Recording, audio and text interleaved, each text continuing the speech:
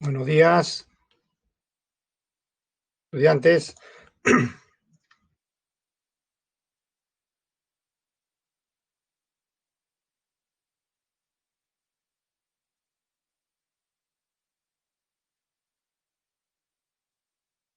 Bien, buenos días. En esta semana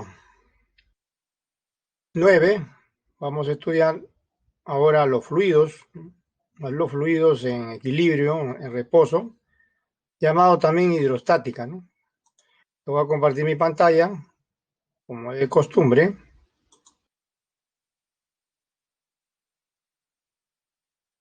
para comenzar, ¿no?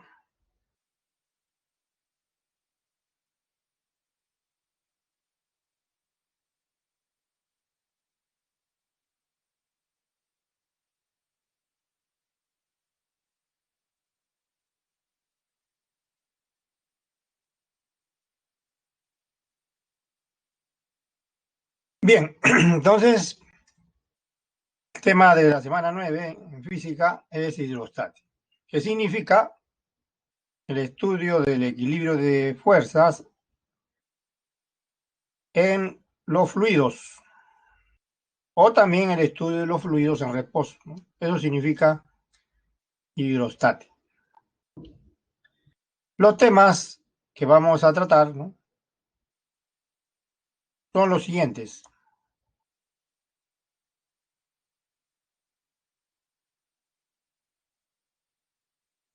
Primero vamos a estudiar la presión hidrostática, o sea, la presión de un fluido en equilibrio. Por ejemplo, ejemplos típicos son tubos, así en forma que contienen un líquido, pueden contener también gas, ¿no? Y en estos tubos el fluido alcanza el equilibrio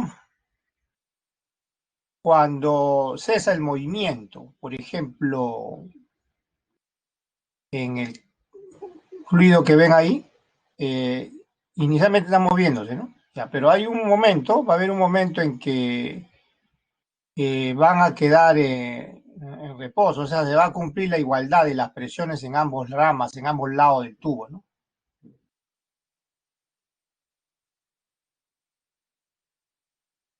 Como pueden ver, ¿no? Entonces, cuando ustedes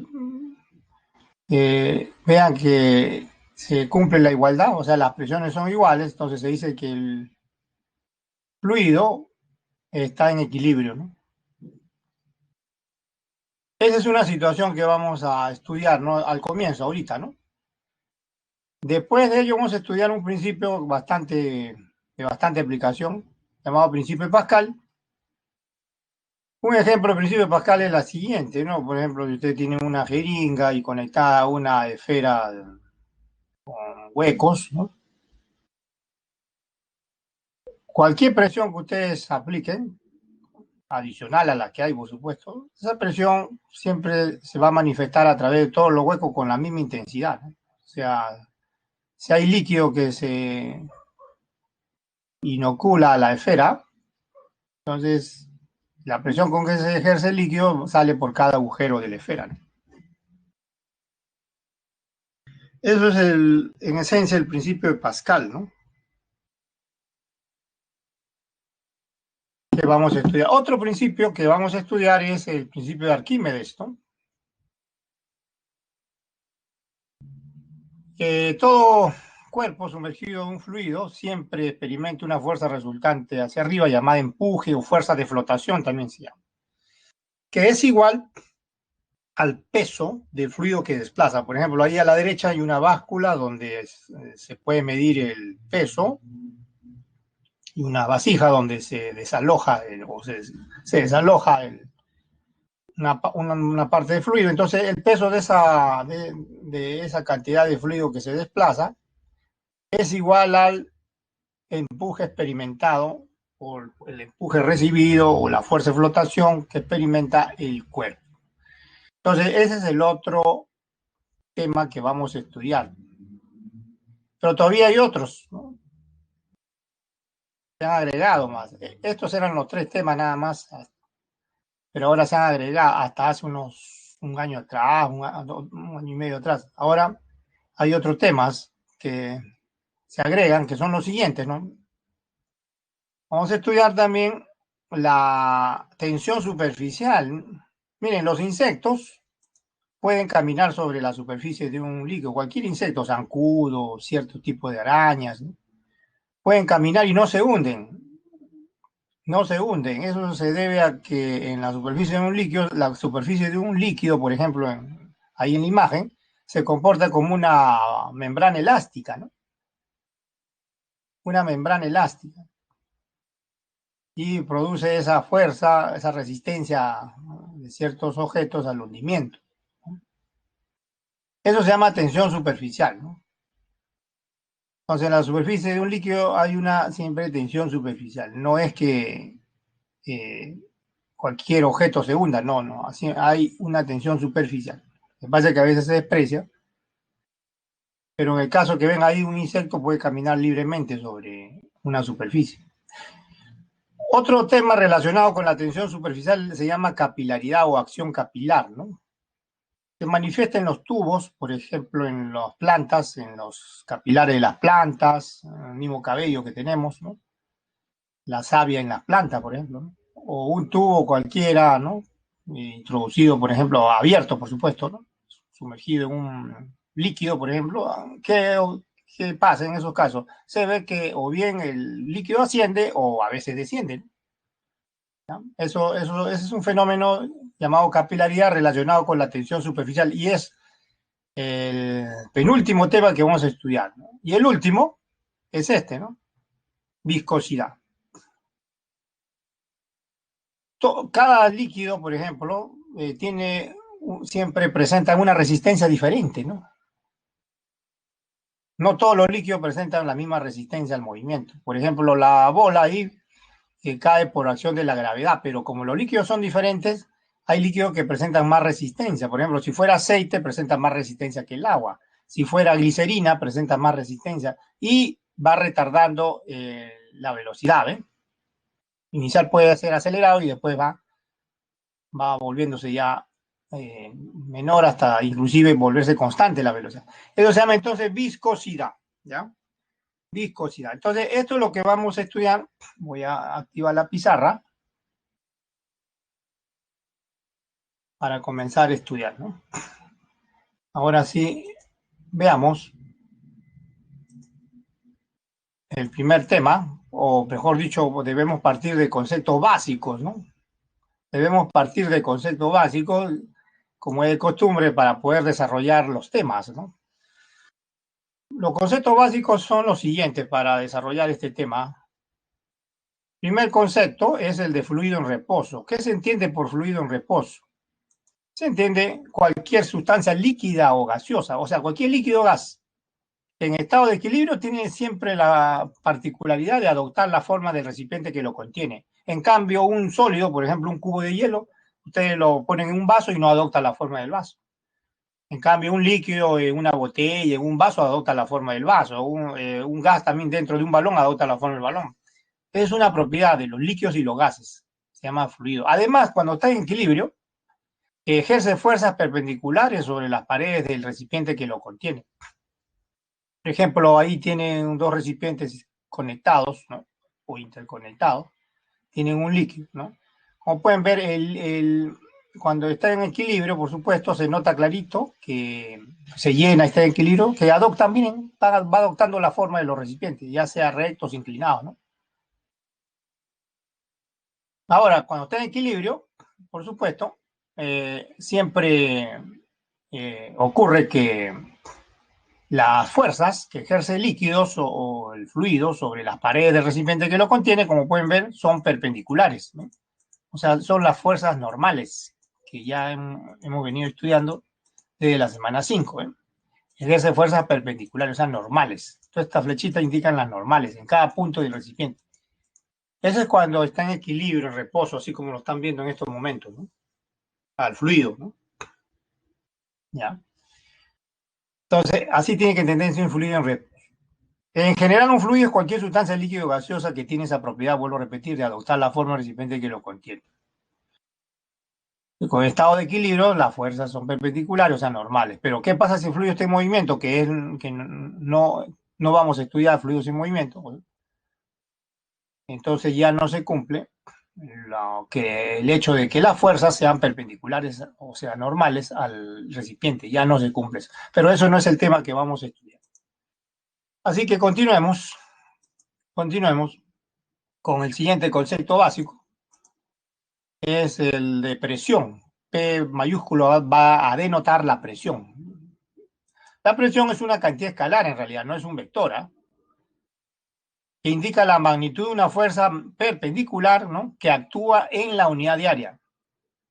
Por ejemplo, ¿cómo se define de manera exacta? Así, ¿no? La magnitud de la fuerza perpendicular por unidad de área. Esto que está escrito acá es la forma exacta de lo que está escrito en palabras arriba, ¿no? Ya, entonces, esta es la definición de presión, ¿no? O en otras palabras, la definición con la cual se puede calcular, ¿no?, evaluar la presión. Hay que conocer la fuerza perpendicular a la superficie y dividirlo entre el área y la superficie. Toda presión entonces se debe a una fuerza, está claro ahí, ¿no? Toda presión se debe a una fuerza, ¿ya? Por ejemplo, si la fuerza tuviera una dirección cualquiera, por ejemplo, cuando uno escribe, ejerce presión sobre el papel, ¿no? Pero la fuerza que uno aplica y que actúa sobre el papel cuando escribe no necesariamente es perpendicular, ¿no? O sea, tiene una inclinación, ¿ve? Con la vertical, que es teta, ¿no? Este ángulo teta, ¿eh? Entonces, para determinar la presión, lo que hay que hacer es tomar la componente perpendicular, es decir, hay que descomponer esta fuerza en dos componentes, ¿no? Una paralela al área y otra perpendicular. Y es esta componente perpendicular, o sea, F coseno de teta, la que ejerce presión en realidad, ¿no? Y se escribe entonces, usando la definición de arriba, F coseno de teta sobre A, ¿no? Ahora, también puede ocurrir, por supuesto, que uno ejerce una presión perpendicular, no, perdón, una fuerza perpendicular a la superficie. Por ejemplo, cuando uno clava un clavo, o sea, cuando uno introduce un clavo, la fuerza es perpendicular, ¿no? Entonces, si ese es el caso, entonces simplemente se reemplaza la fuerza, ¿no? Se reemplaza la fuerza. Entonces, el concepto de presión en fluido es muy útil, ¿ya? Es más útil que el de fuerza que vimos en dinámica, en estática, etcétera, ¿no? Así que, a partir de acá, van a tener ustedes en cuenta esto, que la presión se debe la fuerza se debe describir, conviene escribirla, en muchos casos, por no decir en todos, como el producto de la presión por el área, ¿ya? Esto van a tenerlo en cuenta, ¿ya? Porque la presión es un concepto más útil, así que la fuerza se debe escribir como presión por área, ¿ya? Ya, ese es el segundo concepto básico, ¿no?, que hay que tener en cuenta para desarrollar este tema. Y un tercero es el siguiente, ¿no? Un tercero es el siguiente. Mire, es el de densidad de masa. Se denota con la letra griega ρ, esa letra que aparece P medio echada, es la R del alfabeto griego, ¿ya? Rho se llama, ¿ya? Rho. Ya, ¿qué significa densidad? La densidad es un número, indica la masa de un objeto material en la unidad de volumen, ¿no? Se escribe de forma exacta, por supuesto, así, no, masa sobre volumen. O utilizando notaciones, M sobre B, y ya saben, la unidad, kilogramo por metro cúbico en el sistema internacional. Ya, a mayor masa y un volumen fijo, si el volumen es fijo, mayor masa, mayor densidad, menor masa, menor densidad. Por el contrario, si la masa es fija, constante, a mayor volumen, menor densidad. Y cuanto menor sea el volumen, mayor es la densidad. Ejemplo de esto tienen acá, ¿eh? Por ejemplo, tenemos 4 cubos arriba, ¿no? Acá arriba. Uno de plomo, un recipiente con agua, un cubo de agua, ¿no?, corcho, aire. Y vamos a suponer que la masa del plomo sea mayor que la del agua mayor que la del corcho, el corcho mayor que la del aire. Masa diferente, pero volúmenes iguales.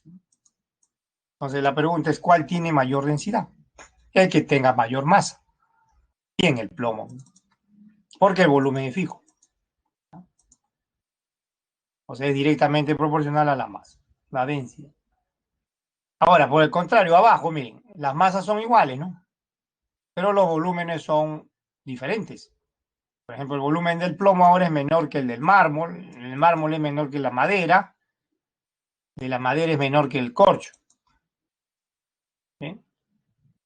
A menor volumen, miren, ojo, menor volumen es el del plomo, y miren la fórmula acá a la izquierda, la masa es la misma, menor volumen, mayor densidad, o sea, el plomo, mayor densidad. Y a mayor volumen, ¿quién es el que tiene mayor volumen? El corcho, ¿no? El corcho es el que más volumen tiene. Corcho, que está a la derecha acá. La misma masa. Entonces, el mayor B aquí en esta fórmula, que está a la izquierda, es el que tendrá entonces menor densidad. El que tenga mayor volumen, como el corcho, será el que tenga menor densidad, ¿no? Ese es el concepto básico de densidad. Pero esto no solo se reduce a sólidos, ¿no? También a todo, ¿no? No solo sólidos, líquidos y gases, el concepto de densidad. Aquí también el concepto de densidad es más útil que el de masa ya, ¿no? Es más útil que el de masa. Entonces, de aquí en adelante, ustedes van a tener en mente esto. Miren, la masa siempre hay que escribirla en función de la densidad, ¿ya? Ustedes se van a dar cuenta ahorita más que siempre le van a dar datos de la densidad por lo común, ¿no? Por lo común. Así que la masa siempre traten de escribirla, a menos que no sea necesario, ¿no? Como la densidad por el volumen, ¿no? Densidad por el... ¿no? Así van a escribir entonces la masa, ¿no? En la mayoría de casos, por supuesto. En la mayoría de casos. Bien, con estos tres conceptos básicos ya podemos empezar a desarrollar este tema de hidrostática, ¿no? Ojo, si bien es cierto, algunos autores en los libros hablan hidrostática, lo identifican como fluidos en reposo, correcto, pero no olvidar que equilibrio no solamente significa reposo, también movimiento de traslación uniforme, o sea, movimiento rectilíneo uniforme, ¿eh? ¿Ya? Movimiento rectilíneo uniforme. Así que un líquido, por ejemplo, puede tener movimiento de traslación uniforme, ¿no? Y también podemos decir que está en equilibrio. O puede tener movimiento lento, como velocidad constante o rapidez constante, y podemos aproximarlo como si tuvieran equilibrio, ¿no? ¿Ya? Bien, entonces empecemos con el primer tema, que es la presión hidrostática, que no es otra cosa que la presión expresada en función de la profundidad, ¿no? En una ecuación. ¿De dónde resulta esa ecuación? De la primera condición de equilibrio, cuando se aplica un fluido en reposo. Por ejemplo, si tenemos un vaso cilíndrico con agua, por ejemplo, y el agua está en reposo, su superficie es horizontal, como pueden ver acá. La superficie es horizontal. Entonces está en reposo. Entonces, ¿qué fuerzas actúan? Por ejemplo, como mi sistema, mi cuerpo que voy a estudiar es el agua, el líquido, no es el vaso sólido ni el piso, no, sino solamente el fluido, en este caso el agua o líquido, ¿no? Entonces las fuerzas que actúan sobre el agua son las siguientes, miren, las normales, por ejemplo, que ejercen las paredes laterales, como los que estoy indicando ahorita, esas son fuerzas normales, y también el suelo, ¿no? La superficie horizontal ejerce fuerzas normales, ¿no? ¿No? Todas ellas son fuerzas normales, como en el F, bueno. Además de ello, hay otra fuerza, como pueden ver acá a la derecha, ¿no? Que como si es aire, está abierto, y acá es aire, acá arriba es aire, y está abierto. Hay otra fuerza, que es la fuerza debido al aire, ya. O sea, el aire ejerce una presión llamada presión atmosférica, y acá hay otra fuerza, ¿no? Debido al aire. O sea,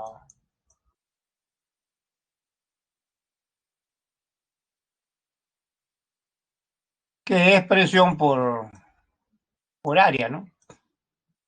Fuerza debido al aire, el cero, vamos a llamarle, que es la presión debido al aire que se llama también presión atmosférica, la presión debido al aire.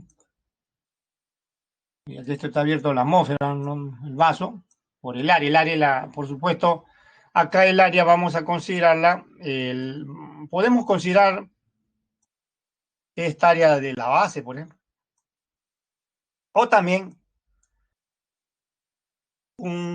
imaginariamente podemos aislar un bloque de líquido, como pueden ver acá a la derecha, ¿no? Ustedes pueden analizar a cualquier volumen que quieran, ¿no? El equilibrio, ¿no?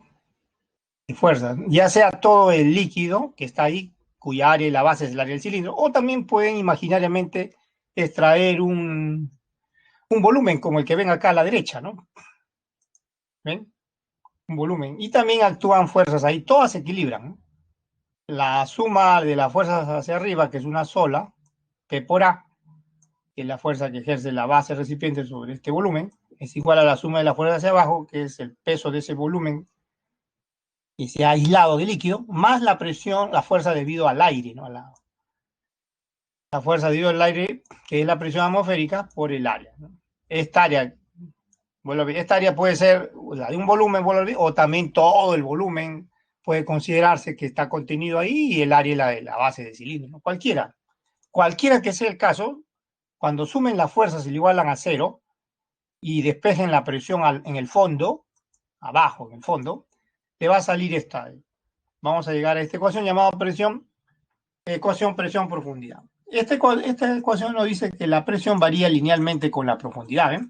Es decir, a mayor H, mayor profundidad, mayor es la presión que experimenta un cuerpo, porque hay que sumarle la presión atmosférica y la presión debido al peso. Este término que está acá a la derecha, en esta ecuación, esto que estoy resaltando, es la presión debido al peso de líquido o fluido que hay encima del punto donde uno está calculando la presión. Por ejemplo, si es en el fondo, la presión que estoy calculando, el peso debido al volumen de líquido que hay encima está dado por este producto, densidad, gravedad, altura. Es la presión, entonces, este segundo término, debido al peso del fluido que hay encima. Y a eso, si es que está abierto a la atmósfera, entonces hay que sumarle la presión de la atmósfera, presión atmosférica. ¿Ya? Y eso también se llama presión absoluta o presión hidrostática, vuelvo a repetir. Presión absoluta o presión hidrostática. También se le llama así. Y entonces aquí Rho es la densidad, ¿no? Por supuesto, del líquido. Ya saben, P sub la presión atmosférica, G es la aceleración de la gravedad. Entonces, a mayor profundidad que uno se sumerja, por ejemplo, en una piscina, mayor va a ser la presión que experimenta, o en el mar, ¿no? Mayor va a ser la presión que varía linealmente, aumenta linealmente con la profundidad la presión. Bien, entonces esa es la ecuación de presión en función de la profundidad que hay que tener en cuenta. Algunas observaciones antes de pasar a los ejercicios. A ver, vamos a la siguiente página. Algunas observaciones. A ver, en un recipiente abierto y a nivel del mar, la presión, como nosotros que vivimos casi a nivel del mar, la presión debido a la fuerza del aire o debido a la columna imaginaria de aire que podemos imaginar encima de nosotros, la presión que ejerce la columna de aire, o sea, el peso del aire que hay encima de nosotros, se llama presión atmosférica y su valor es este, miren, 10 a la 5 newton por metro cuadrado. También se llama Pascal a esta cantidad newton por metro cuadrado. Y en las unidades antiguas esto equivale a una atmósfera, ¿no? Una atmósfera. O sea, nosotros que vivimos a nivel del mar experimentamos la mayor presión, pero los que viven a 1000, 2000, 3000, 4000 metros de altura sobre el nivel del mar experimentan menos presión debido a la atmósfera, debido al aire. Otra observación es la que cuando uno resta en la ecuación anterior, ¿no? La presión hidrostática, presión absoluta, uno resta la presión absoluta, le resta la presión atmosférica, ¿qué va a ocurrir? Va a obtener la presión debido solamente al peso del fluido que hay encima, ¿no? Es decir, cuando uno resta la presión P absoluta, menos la presión atmosférica, o sea, el sub cero. La presión que uno obtiene es la presión debido solo al peso del fluido, que no es el aire, por supuesto. Y se llama presión manométrica. Se puede notar con una rayita arriba, presión manométrica. Esta palabra manométrica se debe a uno de los primeros medidores de la presión, ¿no?, de un fluido, que es el manómetro. Antiguamente en los libros antiguos se llamaba barométrica. El barómetro es más antiguo todavía que el manómetro. Por eso en los libros antiguos también se le llama barométrica esto. Porque esos instrumentos, como el manómetro, el barómetro, se diseñaron de acuerdo a estas ecuaciones, ¿no?, ya sea presión absoluta o presión, ¿no?, manométrica o presión debido al peso de un fluido, ¿no? Esas fueron las recetas, esas ecuaciones para diseñar esos instrumentos que por historia son los primeros, ¿no?, los primigenios, como se dice, ¿no?, en la medición de la presión. Actualmente existe una gran variedad, ¿no?, de instrumentos mecánicos y ahora electrónicos inclusive. Pero en lo que se refiere a mecánicos es una gran variedad, en lo que respecta a los mecánicos, una gran variedad. Pero los primeros, ya saben, como le dije, fueron el barómetro en el mediado del siglo XVII y también a mediados del siglo XIX el manómetro, ¿no? Por eso esa palabra, presión manométrica, presión barométrica en algunos libros, ¿no?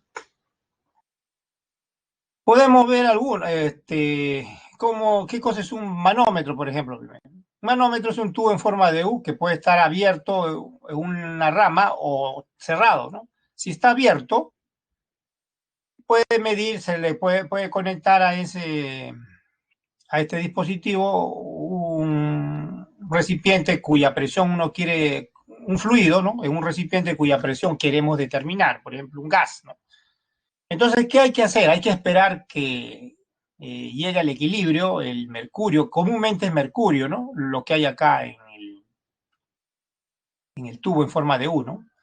Debemos esperar que se estabilice el mercurio, así como en un termómetro, ¿no?, de manera que se observe una diferencia de nivel y en esa circunstancia, en ese estado, recién uno puede decir que puede medir la presión. Y se iguala la presión acá, en el lado donde está el gas, cuya presión se quiere determinar, aquí en esta línea que está acá inferior, ¿no?, línea horizontal inferior, se iguala la presión del gas en el lado izquierdo, con la presión no solo debido al aire, porque entra aire, está abierto, ¿no?, acá en el lado derecho está abierto, más la presión debido a esa columna de mercurio H. Entonces, cuando se iguala eso, se obtiene, ven, como pueden ver abajo, la presión del gas, ¿ves?, que es P. También puede que el manómetro esté cerrado, ¿eh?, o sea, en el lado, en la rama derecha, miren, ahora está cerrado acá, ¿ven?, está al vacío, ¿no?, o sea, no hay aire, acá, ¿ven?, no hay aire acá, no hay aire, presión atmosférica cero. También el mismo principio, se espera pues que se estabilice el mercurio y cuando ya ocurre eso, ya uno va a leer una altura a la cual se crea ese desnivel de mercurio y otra vez igualan las presiones, ya sea en el lado izquierdo, donde quiere determinar la presión del gas, con el lado derecho, que es la presión debido ahora solo al mercurio, ¿no?, al peso del mercurio, porque no hay aire. Y esa igualdad, como puedes, mide la presión en un manómetro de tubo cerrado. Pero el barómetro, que es el más antiguo, ¿no?, es más simple todavía, miren. Consiste en una vasija que contiene un líquido que es mercurio en realidad, ¿no?, por lo común, pero originalmente no fue mercurio, ¿eh?, fue agua, ¿no? El agua alcanzaba cuando subía, ascendía por el tubo que se introducía o se sumergía, llegaba hasta más de 10 metros, 10 metros 30 y se estabilizaba ahí, ¿no?, el agua que ascendía, ¿no? De 10 metros 30 bastante, ¿no? Después se usó mercurio y ya, mercurio mucho menos, 760 milímetros nada más, miren. Si fuera mercurio, asciende. Es más práctico, ¿no? Ya, entonces es un tubo que se invierte y se sumerge en una vasija con mercurio por lo común, ¿no? Agua no, porque no es muy práctico. Y se va a observar también un ascenso por el tubo líquidos de mercurio, pero se va a estabilizar, ¿ah? Va a llegar un momento que ya no asciende más. En esas circunstancias, en ese estado, recién uno puede decir la presión que ejerce esa columna H de mercurio aquí a nivel de la vasija, de la superficie del líquido en la vasija, es igual a la presión que ejerce el aire que está acá a la derecha, esta flecha, ¿ven? Que está acá a la derecha, sobre la vasija. Entonces, está claro que este instrumento se utiliza para medir la presión atmosférica, o al menos históricamente se utilizó para medir la presión atmosférica. Y precisamente a partir de acá se midió pues 10 a la 5, ¿no? Pascales, ¿no? Una atmósfera, ¿no? Una atmósfera.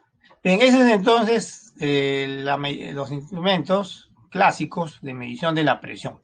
Ahora sí, vamos a bloque de ejercicios. Vamos a bloque de ejercicios para ver, ilustrar estos temas. Veamos un primer problema. Dice, la presión que ejercen los fluidos sobre un cuerpo sumergido varía linealmente con la profundidad. Eso le acabo de explicar. Un buzo, dice, de 80 kilogramos, desciende en el mar hasta una profundidad de 20 metros, bastante, ¿no?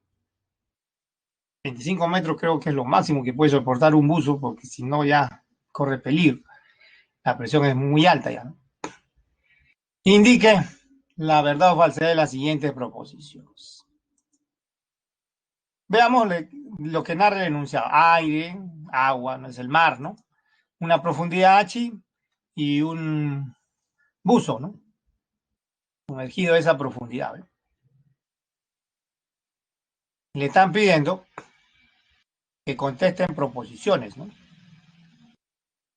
Están pidiendo que contesten proposiciones.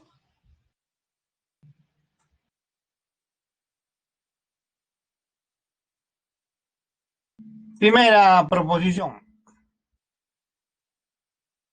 La presión absoluta, dice, a esa profundidad, ¿no? H, es el triple de la presión atmosférica. La presión absoluta es el triple de la presión atmosférica. Veamos. Ya saben, la presión absoluta es presión atmosférica más la presión debido al peso del agua, en este caso que hay encima, ¿no? Del bus, a esa profundidad H. Reemplazamos la presión atmosférica que está acá, 10 a la 5, ahí está arriba, miren en los datos, ¿no? Acá, 10 a la 5. La densidad del agua se está considerando 1000, ¿no? Kilogramos por metro cúbico. La aceleración de la edad 10 y la profundidad 20. Ya está. Y esa operación es simple, miren. En el segundo término va a salir 2 por 10 a la 5, o sea, 3 por 10 a la 5. Pero 10 a la 5 es la presión atmosférica. Miren acá arriba. Miren acá arriba. 10 a la 5 es la presión atmosférica. Entonces, 3 por 10 a la 5 será 3 veces la presión atmosférica. O sea, a esa profundidad la presión entonces es el triple de la presión atmosférica. Le dije bastante, ¿no? Más abajo ya tienen que usar otros implementos, ¿no? Para poder sumergirse más, ¿no? Y a veces ya robó, ¿no? A mayor profundidad. Otra proposición. Este es verdadero, por supuesto. La presión manométrica es el doble, dice, de la presión atmosférica, la manométrica. La manométrica la acabamos de ver ahorita, con la rayita arriba, se debe al peso del agua que hay encima del buzo, de la persona, ¿no?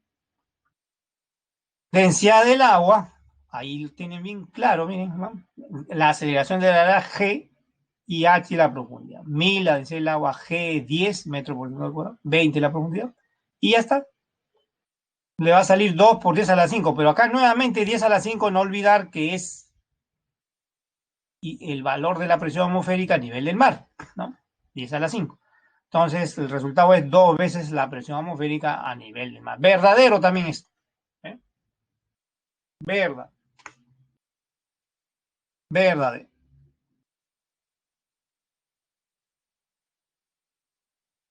Ya. Seguimos. Bueno, la tercera ya es la negación de la anterior, ¿no? No hay nada ahí que... Es la mitad. Nos ha salido el doble. Lo correcto es el doble de la presión atmosférica. Falso, pues, ¿no? Falso. No hay nada ahí que justificar. Ya está justificado en la proposición anterior, que es el doble. No es la mitad, ¿no? Listo. Entonces, hemos visto un ejemplo de equilibrio de un fluido utilizando la ecuación presión en función de la profundidad, o sea, la ley de la presión hidrostática, también se le llama así, ¿no? Ley de la presión hidrostática. Bien, entonces ahora sí podemos pasar al siguiente ejercicio, ¿no?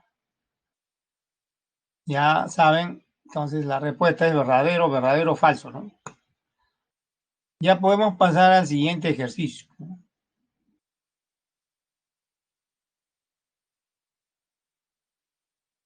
Pasemos entonces al siguiente ejercicio. Dos recipientes interconectados, dice, contienen mercurio en reposo cuando se coloca sobre el pistón un bloque, como muestra la figura. Muestra la figura. Miren, en el lado izquierdo, acá, está cerrado, ¿ah? El recipiente está cerrado. El lado derecho también, porque hay una tapa movible que se llama pistón o émbolo, ¿ya? Y encima hay una pesa, ¿no? Un bloque. Además de ello, la pesa y la tapa, que es llamado pistón también, experimentan la presión del aire, porque acá arriba hay aire, ¿no?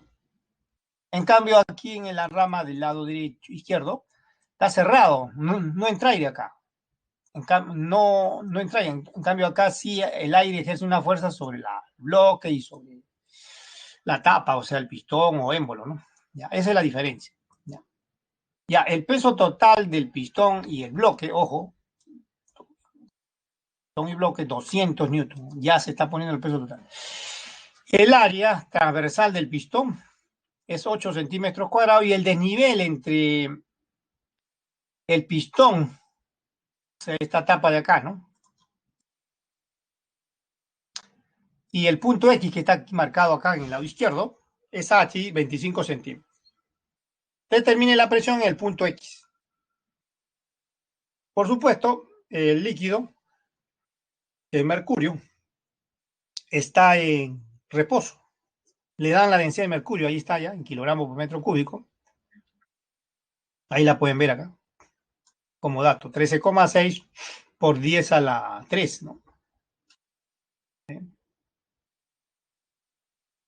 Entonces es la figura, ¿no?, del problema. Veamos la solución. Vamos a volver a poner la figura, pero ahora ya marcando el nivel donde vamos a equilibrar o vamos a igualar las presiones, o sea, porque están en equilibrio, en reposo y fluido. A un mismo nivel las presiones se deben igualar, ¿no? Eso es la condición para que un fluido esté en reposo, ¿ya?, o equilibrio, ¿no? O sea, en ese nivel X que ven ahí, miren, en ese nivel de esa línea horizontal discontinua, está no solo el X en el lado izquierdo, que es donde queremos determinar la presión, sino también hay un Y, ¿no? Un Y en el lado derecho. Entonces las presiones ahí tienen que ser iguales. Esa es la condición. Entonces, ahora, la presión en X se debe solamente, por supuesto, al mercurio, ¿no? No hay más que mercurio, ¿no? El aire no ejerce. El único mercurio. Pero en el lado derecho,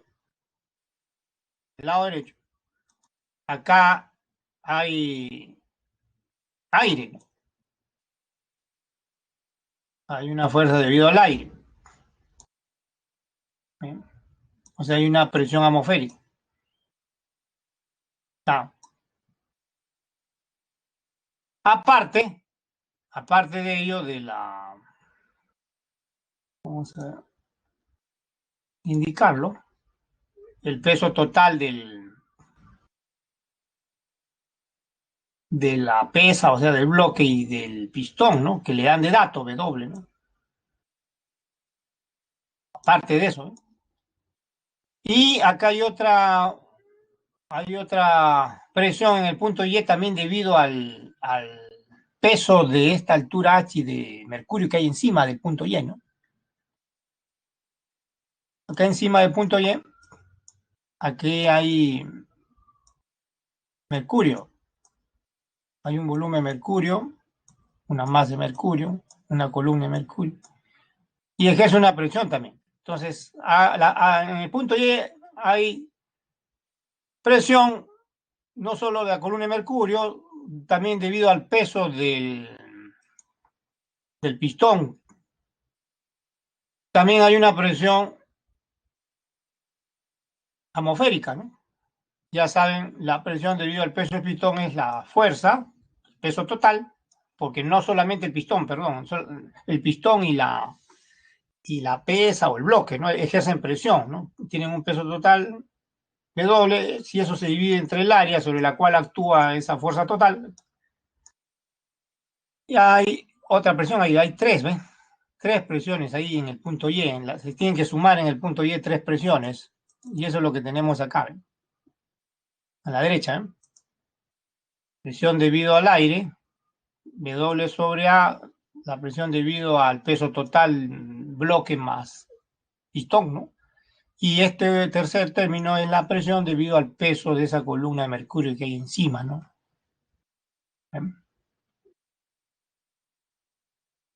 Ya, entonces, de ahí, lo único que hay que hacer es evaluar. Pues reemplazamos, ¿eh? 10 a la 5, la presión atmosférica, acá está. El peso del pistón más el bloque, ambos, el peso total es 200. Eso se divide entre el área del pistón, le dan de dato también, 8 centímetros cuadrados es, ¿no? Pero como tienen que tener metros cuadrados, ustedes quieren pasar de centímetros cuadrados a metros cuadrados, lo multiplican por 10 a la menos 4, ¿ya? Cuando ustedes quieren pasar de centímetros cuadrados a metros cuadrados, lo multiplican por 10 a la menos 4 y ya está en metros cuadrados. Y el último término, la densidad de mercurio, acá está, 13,6 por 10 a la 3. La aceleración de la gravedad, 10. Y 25 centímetros es la altura de mercurio, que tiene que estar expresada en metros, por eso se multiplica por 10 a la menos 2, ¿no? Porque tiene que estar en metros. Tiene que estar en metros, ¿ya? Entonces ahí van a sumar, como pueden ver, el primer término que está acá, lo puedo escribir como 10 por 10 a la 4. El segundo término el segundo término simplemente, miren, acá queda 25, es fácil, ¿ah? Porque miren, acá sacamos mitad, arriba queda 100, ¿no? Acá queda 4. Un cuarto es 0,25, ¿no? 0,25 por 100, ¿cuánto es? 25. Por eso queda, este 10 a la menos 4 sube, ¿no? Entonces queda 25 por 10 a la 4. Y en el último término, o sea, acá va a quedar, cuando multipliquen 13,6 por 25 y por 10 a la menos 2, le va a quedar 3,4. Y todo eso va multiplicado por 10 a la 4, porque mira, 10 a la 3 por 10 es 10 a la 4. ¿Ya? 13,6 por 25 por 10 a la menos 2 le va a dar 3,4. Entonces todos los términos tienen el factor 3,4, así que lo podemos eliminar, ¿no? O mejor dicho, eliminar no, mantenerlo como factor común. Eliminar, no, a la derecha no hay 10 a la 4. Como factor común, ¿no? Y podemos sumar sin ninguna dificultad. 10 más 25 más 3,4 da 38,4 por 10 a la 4. Pero también esto se puede escribir por 10 a la 5, ¿no? Es decir, si multiplico arriba por 10 y abajo lo divido entre 10, esto va a correrse la coma decimal, va a correrse una cifra a la izquierda, ¿no? Va a quedar 3,84 y va a aumentar en 1 la potencia de 10, 10 a la 5. Y eso se escribe en pascales, ¿no? En pascales. En pascal. Se expresa en pascales, esa es la respuesta, ahí termina, ¿eh? Ahí termina ahí termina la solución.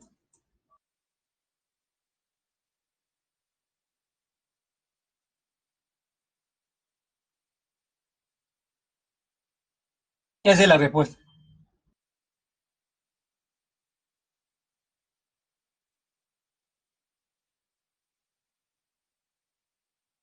Estos problemas son típicos, ¿no? Típicos de exámenes, ¿no? Veamos si es que hay otro, si no continuamos con la teoría. ¿Eh? Si no continuamos con la teoría. Hasta el momento hemos estudiado, no olvidar, la presión hidrostática. El siguiente problema debe ser seguramente ya el principio de Pascal, ¿no? Y pues, pero sin embargo, se puede resolver. eh, si bien es cierto, se cumple el principio de Pascal, todavía se puede resolver con lo que hemos estudiado, ¿no? Así que de una vez podemos resolverlo, ¿ah? De una vez. A ver, este es el modelo de prensa hidráulica. ¿Qué es una prensa hidráulica? Consiste en dos recipientes interconectados de distinta área transversal. Por ejemplo, acá a la derecha tenemos un recipiente interconectado con otro a la izquierda. Me refiero a estos de arriba, ¿no? Estos recipientes de arriba. Tienen distinta área transversal, ¿eh? Uno es grande y la otra es angosto. Eso se llama prensa hidráulica. Funciona con líquidos, aceite, en este caso. Estos son pistones, ¿no? Estas que ven aquí, estas tapas movibles, son pistones o émbolos, ¿no? Se llaman. Ya. Y el funcionamiento es como ven en la figura animada, ¿no? Se aplica una fuerza comúnmente en el lado acá, ¿no? En el lado izquierdo, pues esa fuerza es pequeña, ¿no? En realidad, ¿no? No es muy grande, es pequeña, ¿no?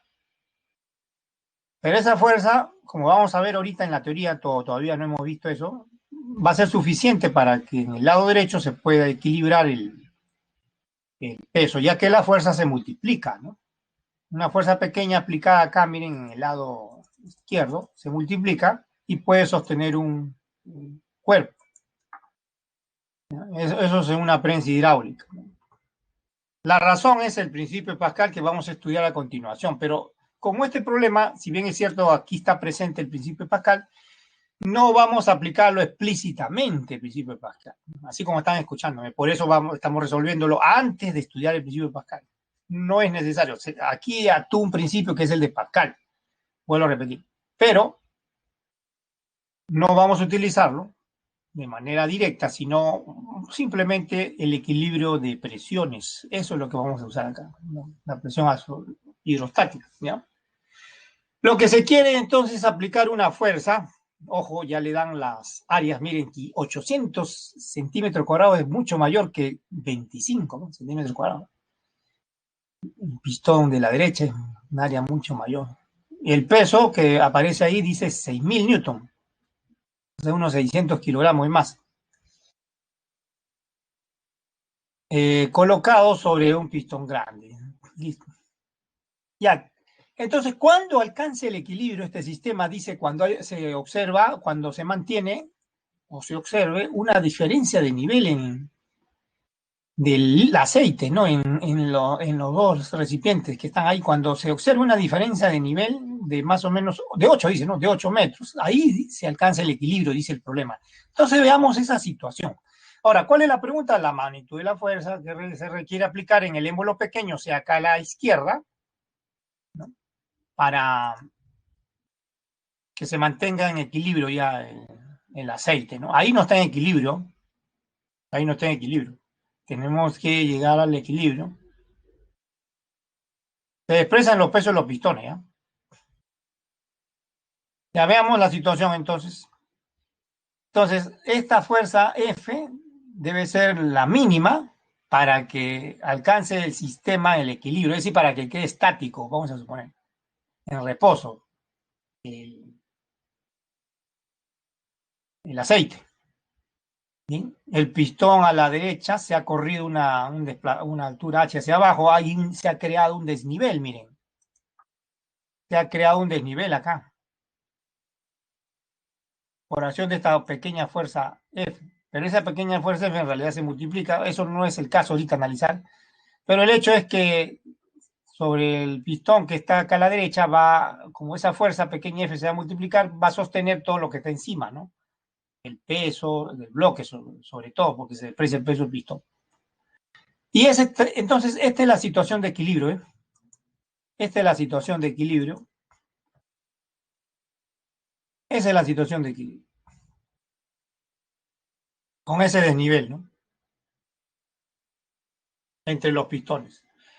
Entonces, en esa situación de equilibrio, como está en equilibrio el aceite, podemos aplicar la condición de equilibrio de un fluido. En términos de presión, consiste en igualar la presión a un mismo nivel, ¿no? Por ejemplo, la presión acá en el punto X,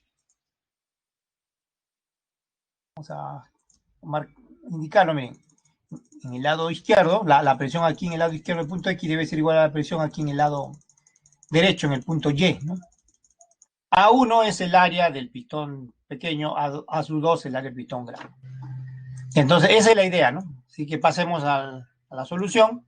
Nuevamente, por supuesto, hay que adjuntar el dibujo para que no se pierda, ¿no? La situación de equilibrio que estamos estudiando, ¿no? ¿Ven? Entonces, iguala la presión en X en el lado izquierdo con la presión en Y en el lado derecho. ¿Ven? Y no olvidar los datos.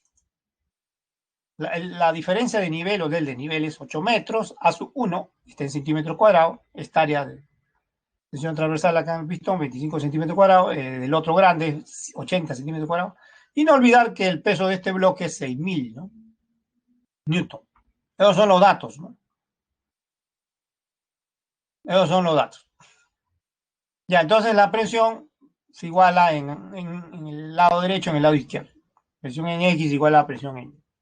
Aquí, por supuesto, ya podemos ignorar la presión atmosférica, porque si en ambos lados se suman las presiones atmosféricas, se cancelan, pues, ¿no? Cuando se igualan las presiones atmosféricas se cancelan en ambos lados. Así que no es necesario escribir presión atmosférica, sino más que solamente la presión debido a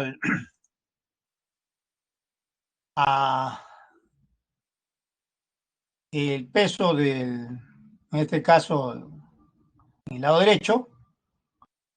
Bueno, esto que está escrito acá, miren, en realidad esto esta es la presión en Y, ¿ya? W sobre A sub 2, o sea, la presión en este punto de abajo. Y P sub X, o sea, la presión en el punto X es lo que está acá a la derecha. O sea, la presión debido a la fuerza F, más la presión debido a esta columna de aceite que hay acá, ¿no? H. ¿Sí? O sea, esto está al revés, ¿no? Esto está al revés. O sea, esto debería estar al otro lado, ¿no? Esto que está escrito acá, miren, es la presión en el punto X. Voy a ponerlo acá ya. O sea, la presión debido a la fuerza F en el lado izquierdo, más la presión debido a esta columna H de aceite, ¿no? Esto es X, lo que está escrito acá a la derecha. Lo que está escrito acá a la izquierda, el peso del bloque sobre el área, es la presión. Ahí está la línea de fuerza del peso, ¿eh? Del bloque. Acá está la línea. La presión debido a ese peso acá en el punto Y es ese peso dividido entre el área, ¿no? A su 2. Y eso está acá, a la izquierda. ¿Ya? Eso está ahí a la izquierda. Ya, entonces está claro, ¿no? Ese es el orden. Ese es el orden. ¿Y qué hay que determinar de acá? F, ¿no? F hay que determinar. Reemplazamos. Los datos ya están reemplazados. 6.000 el peso del bloque. El área A sub 2, miren acá arriba, es 80 centímetros cuadrados, ya saben, para convertir 80 centímetros, acá dice 800. A ver, 800. Vamos a ver, vamos a retroceder un ratito. Vamos a retroceder. 800 es. ¿Ya? Ahora volvemos. No es 80 acá, es 800. ¿Ya? El dato dice 800, por eso aparece 800 acá. ¿Ya? Por 10 a la menos 4. ¿No? Ya saben, para multiplicar por 10 a la menos 4 es porque lo estoy pasando a metros cuadrados. Ya 25 centímetros cuadrados el otro por 10 a la menos 4. También cuando se convierte en metros cuadrados. La densidad del aceite 780, ya está en kilogramos, ¿no? Por metro cúbico. La gravedad 10, 8 metros, ya está en metros esto, ¿no? Y el cálculo es sencillo, ¿no? Miren, a la derecha es fácil. Miren, acá se cancelan estos ceros. 30 entre 4, 15 medios, ¿no? 15 sobre 12, 7,5. Este 10 a la menos 4 sube, así que 7,5 por 10 a la 4 queda a la izquierda, ¿no? Y a la derecha, también podemos subir esto, ¿no? Podemos subir. Acá, si multiplicamos 78 por 8, da 624, pero por 100, ¿no? Ahora, para escribirlo en potencia de 4, dividimos entre 100 y multiplicamos por 100. Así que queda ya la potencia de 10 a la 4 y queda dividido 624 entre 100, que es 6,24. Y acá se cancela 10 a la 4, ¿eh? En todos los términos. 10 a la 4. De ahí la tarea es despejar F, que es lo que le piden, cuánto vale F. Va a quedar F sobre 25. Ahora se resta 7,5 menos 6,24. A ver, resten 7,50 menos 6,24. 7,50 menos 6,24 da 1,26, ¿no?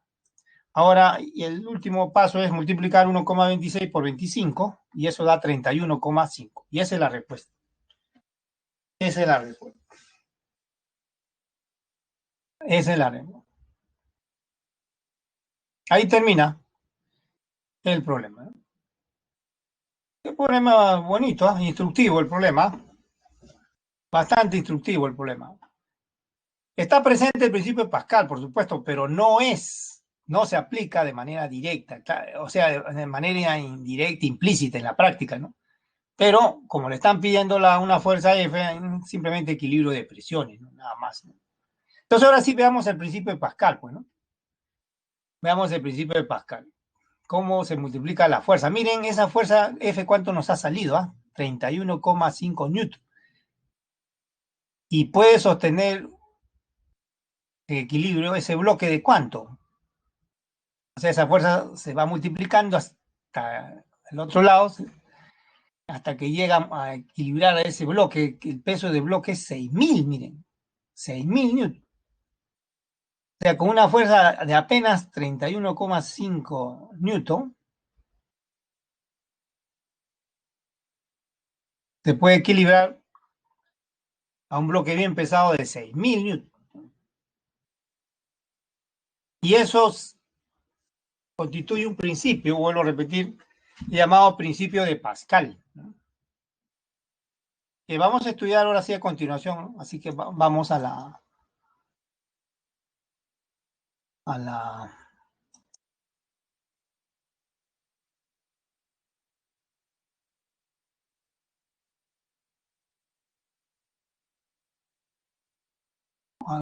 sección teoría.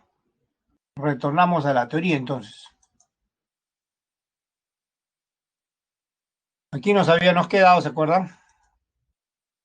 Medición de la presión, que es lo que hemos visto hasta ahorita en los ejercicios, ¿no? Y ahora sí, principio de Pascal. Ahí está. La presión adicional aplicada a un fluido en equilibrio se transmite completamente a todos los puntos, a todos, a todos, así como están escuchando, a todos los puntos del fluido y a las paredes del recipiente que lo contiene.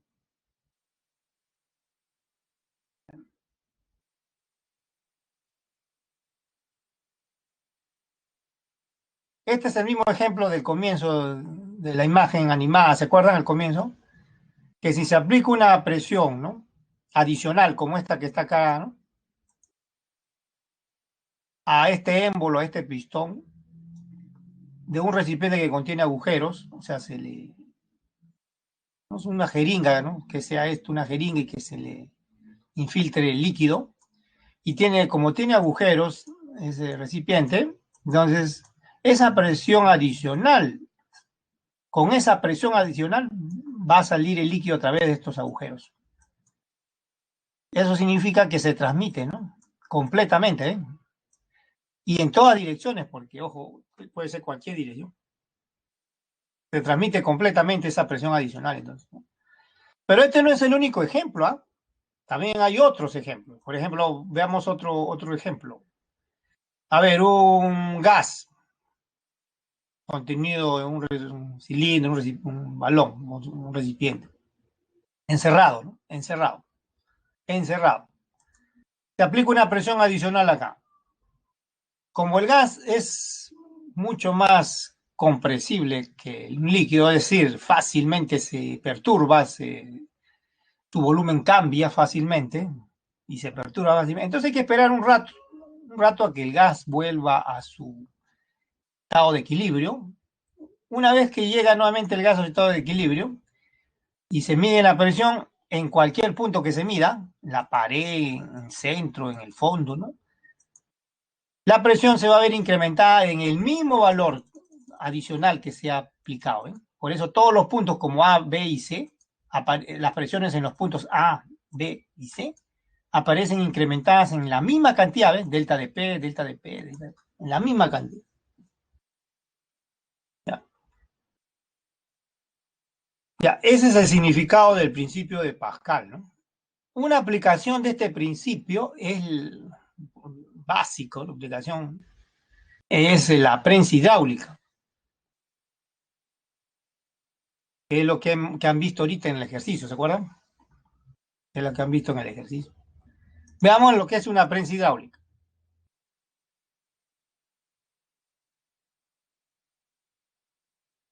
Es un recipiente, dos recipientes interconectados, como vimos ahorita, ¿no? ¿Se acuerdan? Que contienen un mismo líquido, ¿no? Líquido debería ser, porque fluido también puede ser, pero ¿saben qué pasa si es un gas? Tienen que esperar demasiado tiempo para que se llegue al equilibrio, ¿no? Por eso el fluido debe ser un líquido, es más práctico. Ya, entonces miren, una pequeña fuerza que se aplique en el émbolo pequeño, aquí voy a llamar esta área, AS1, el émbolo pequeño, se va a transmitir como presión, por supuesto. Esa fuerza va a ejercer una presión y esa presión se va a transmitir completamente a todos los puntos de fluido y a las paredes del recipiente. Cuando llega al área A2, esa presión adicional, la fuerza ahí va a incrementarse, ¿no? Cuando llegue esa presión adicional a esta área A2, por ejemplo, la fuerza se va a incrementar bastante, ¿eh?, y puede sostener ese auto. Por ejemplo, miren, si se aplica esta fuerza F1 ahí, ¿ven? Esa fuerza va a producir una presión adicional, ¿no? Ya que fuerza sobre área, F1 será F1, esa presión adicional se va a transmitir completamente por todos los puntos de fluido y por las paredes también del recipiente que lo contiene. Así que cuando llega a la otra etapa, esa presión transmitida también va a ser la misma, pero lo que va a ser diferente es la fuerza, se va a incrementar la fuerza. Por ejemplo, esta fuerza F2 va a ser mayor o mucho mayor que la fuerza F1.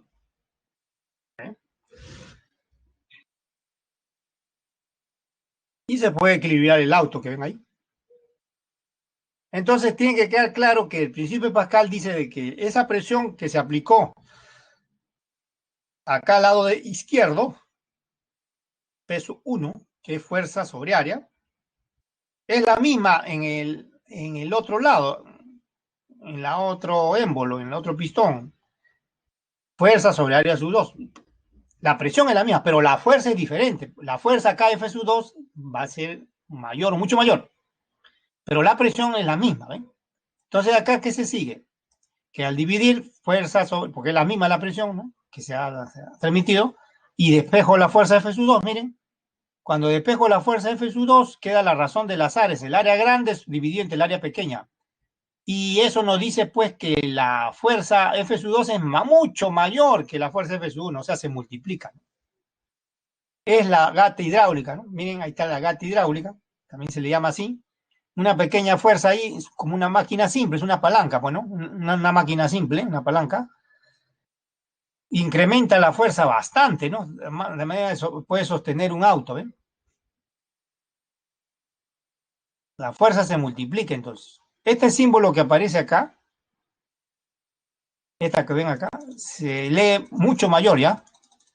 Mucho mayor se lee. O sea, F sub 2 acá es mucho mayor, este F sub es mucho mayor que F sub, ¿no? Eso significa ese símbolo. ¿Ya? Esta es la prensa hidráulica, que es la aplicación del principio de Pascal.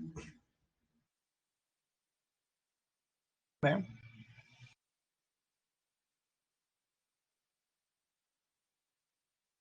Ya saben, los pistones son esas tapas.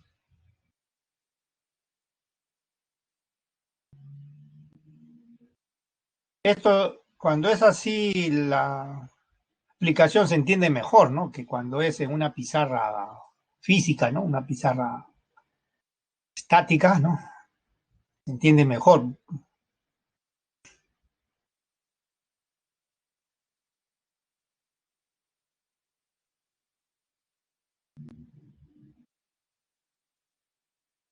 Esa es la famosa gata hidráulica, ¿no? Y se basa en el principio de Pascal, ¿no?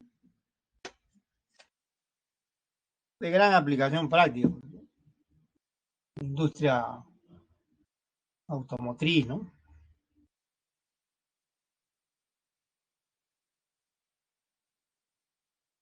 Ya, este principio se utilizó ahorita, el problema, ¿ven? Pero de manera implícita, ¿no? De manera implícita, no de manera directa, ¿no? No explícitamente, ¿no? Sí. Claro, tiene que haber una situación de equilibrio, ¿no? Va a haber una situación de equilibrio esto está en equilibrio reposo, ¿no? Por ejemplo, ahí, ¿no? Puede ser. ¿Eh? Ahí queda ya el equilibrio.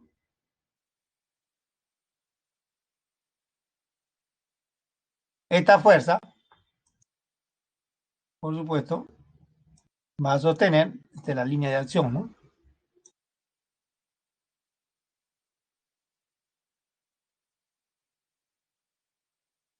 Al auto. O sea, esta fuerza F sub 2 va a ser igual al peso del auto.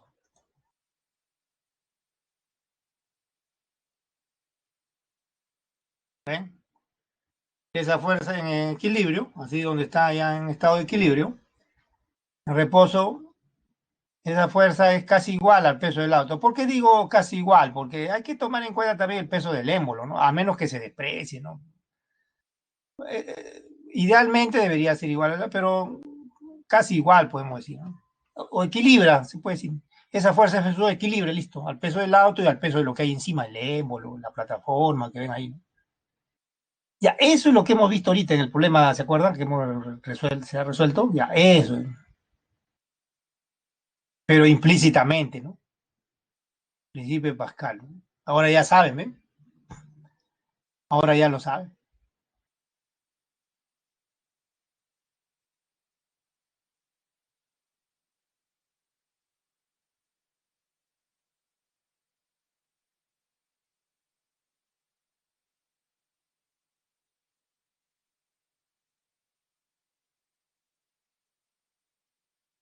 Veamos ahora otro principio, principio de Arquímedes.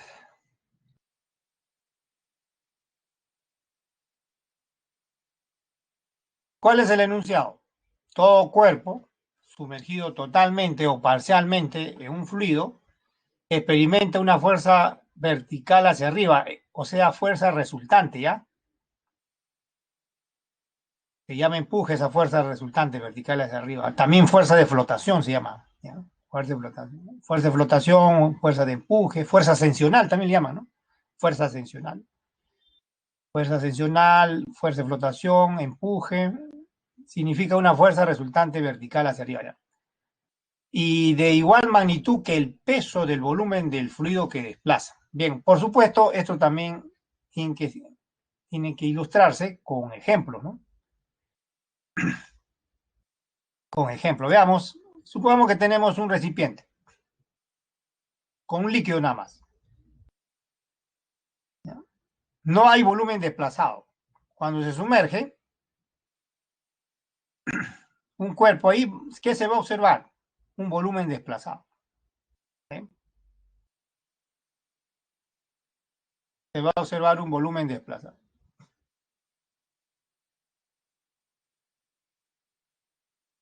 Pero según el principio de Arquímedes, el cuerpo, que está totalmente sumergido en este caso, hay un volumen de líquido desplazado, va a experimentar una fuerza resultante hacia arriba. Miren, esa fuerza resultante hacia arriba es la resultante de todas estas fuerzas, esa fuerza neta hacia arriba que se llama empuje o fuerza de flotación, ¿no? Es el resultado de sumar todas las fuerzas que ejerce quien, el líquido sobre el bloque que está totalmente sumergido. Si se suman todas estas fuerzas, vamos a ponerlo mejor acá esto. Acá hay fuerzas, ¿no? En cada punto del bloque el líquido ejerce fuerzas, ¿no? Ejerce fuerza. Acá también, ¿ven?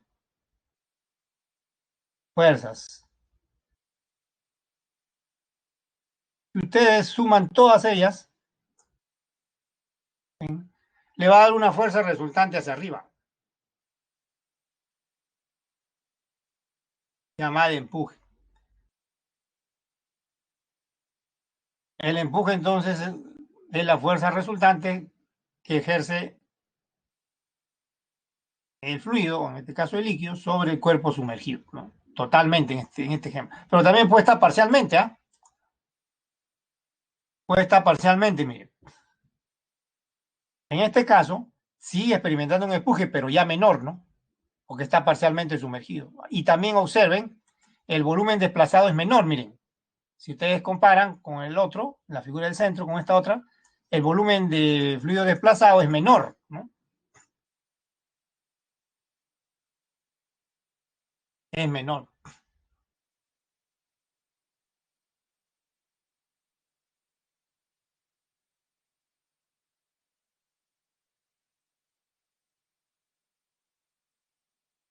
Sin embargo, ahora, cuando está parcialmente sumergido, observen, el empuje no solo se debe a la fuerza que ejerce el líquido en cada punto del cuerpo.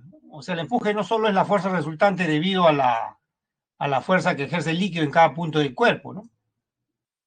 Sino también, si es aire lo que está arriba, el aire también ejerce fuerzas, ¿no? El aire también ejerce fuerza sobre, claro, menor, ¿no? Pero ejerce fuerza también. Al final todo se suma. El aire ejerce fuerza sobre el cuerpo. Cuando se sumen todas esas fuerzas, tanto del líquido como del aire, nos da el nuevo empuje, que es menor, ¿no? Cuando el cuerpo está parcialmente sumergido que cuando está totalmente sumergido. El volumen desplazado también, por supuesto, será menor cuando está parcialmente sumergido que cuando está totalmente sumergido, ¿eh? ¿Y a qué dice el principio de Arquímedes? El principio de Arquímedes es como un axioma. Dice, es una ecuación teórica, no es empírico. Aparentemente parecía que fuera empírico, pero no, es teórico. Dice que la fuerza de flotación o empuje o fuerza ascensional es igual al peso del fluido que desplaza, o sea, masa del fluido desplazado por gravedad, ¿no? La masa ya les dije que se tiene que escribir como densidad por volumen, ¿no? Por eso acá aparece la densidad del fluido desplazado por volumen. B sub L es el volumen de fluido desplazado, ¿ya? O sea, esto que está acá arriba. ya sea está parcialmente o totalmente sumergido.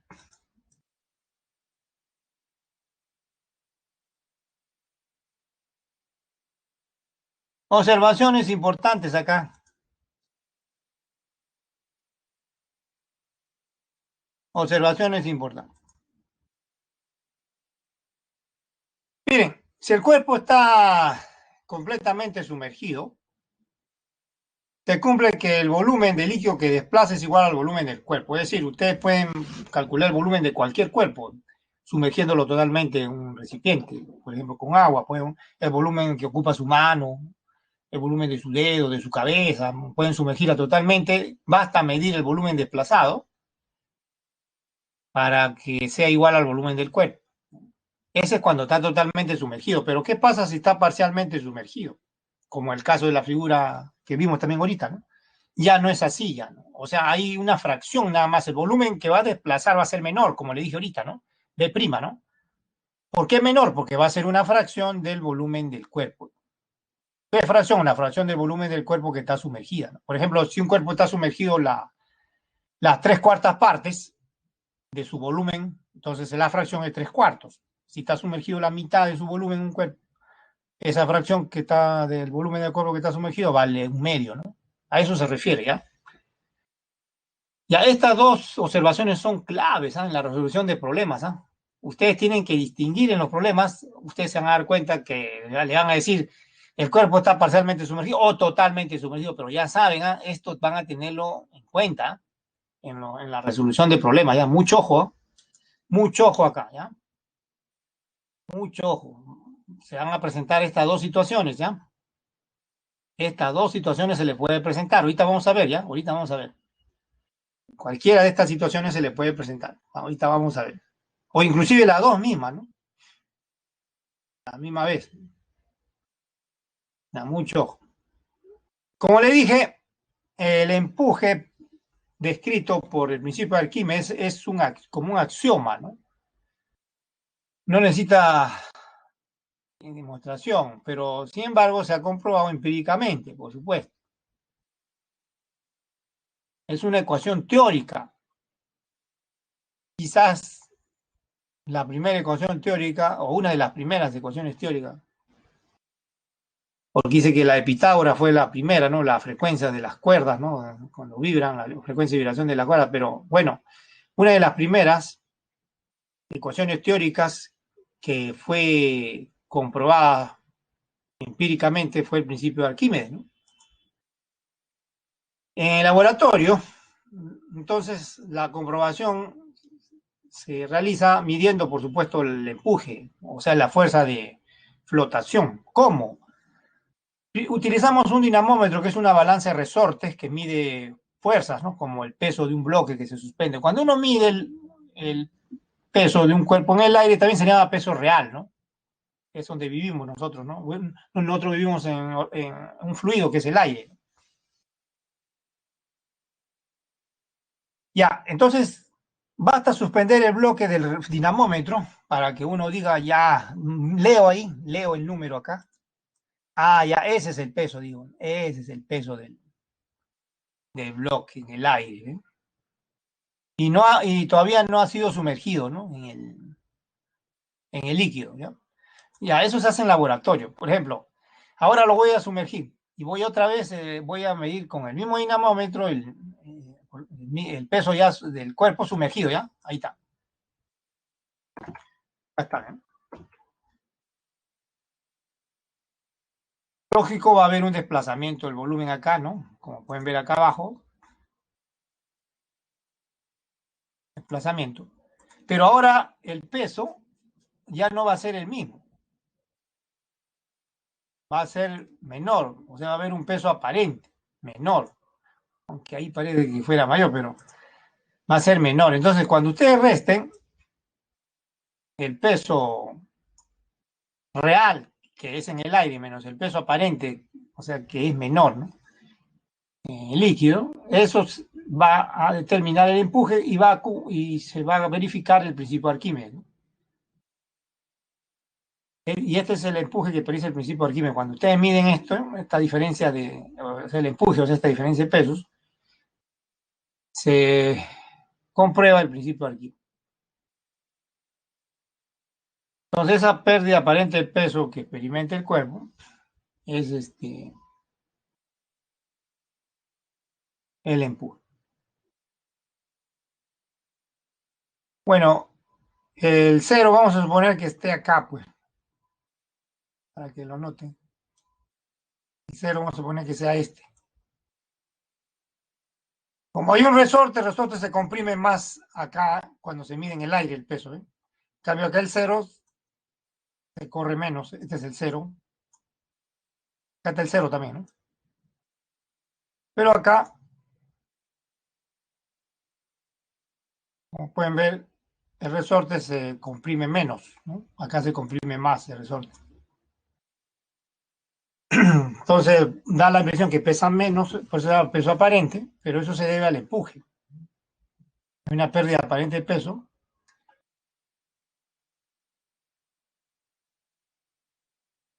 Por eso se llama peso aparente, cuando se mide en cualquier otro fluido que no sea el aire. Ya está.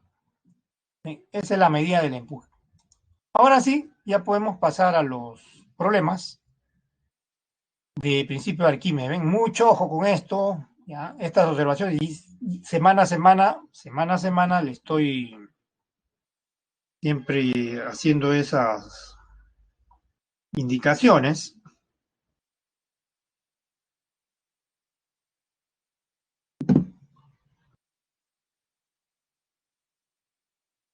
porque mucho de lo que se escribe en las observaciones no solamente es para contestar preguntas de teoría, de conceptos, sino también para ayudar a resolver problemas, ¿no? Acá vamos entonces a tener en cuenta los problemas que siguen estas observaciones. ¿Ya? Ya veamos entonces, vamos a la sección ejercicios. Nos habíamos quedado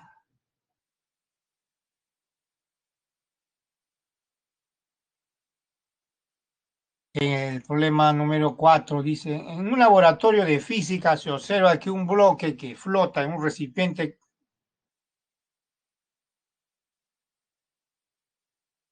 Aquí debería decir, en un laboratorio de física se observa un bloque que flota, ¿no? En un recipiente que contiene agua, correcto. ¿Ya? ¿Cuál es la densidad de bloques? Si flota de modo que emerge el 35% de su volumen. O sea, el volumen que está fuera del agua es 35% del volumen total, ¿no? Y el resto, o sea, el 65% está sumergido, ¿no? Ya, entonces esta es la figura que narra el enunciado. Si ustedes observan, si ponen cuidadosamente o ponen nomás sobre la superficie un pedazo de madera, corcho, ¿no? Y observan bien, va a flotar, ¿no? Y va a haber un movimiento. Siempre hay movimiento, por más pequeño que sea, pero va a haber oscilaciones así, pequeñas, ¿no? Cada vez va a ser más pequeño, pero siempre va a haber oscilaciones. Nunca va a estar estático en realidad. ¿Eh? Solo que aproximadamente, cuando ya las oscilaciones son bien pequeñas, se puede aplicar aproximadamente la primera condición de equilibrio, o sea, sumatoria de fuerzas igual a cero. ¿Ya? Siempre van a haber esas oscilaciones, ese movimiento. Pero para fines prácticos, cuando las oscilaciones, esos movimientos que ven ahí, ese vaivén, son bien pequeños, entonces podemos aproximar diciendo de que está en equilibrio y la sumatoria de fuerza debe ser nula, ¿no?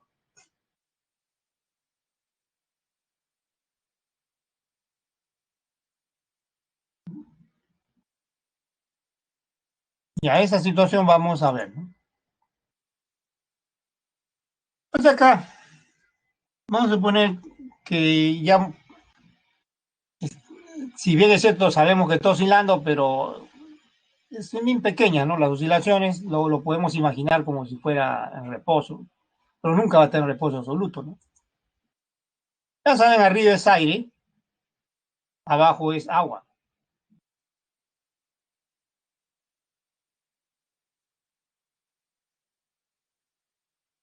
Entonces, despreciando esas pequeñas oscilaciones, Las fuerzas son el peso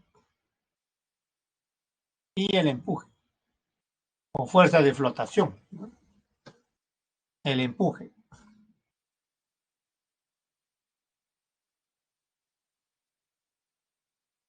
Esas fuerzas se deben equilibrar, ¿no? El empuje debe ser de igual valor que el peso para que se cumpla aproximadamente la primera condición de equilibrio, ¿no? O sea, para decir que aproximadamente está en equilibrio.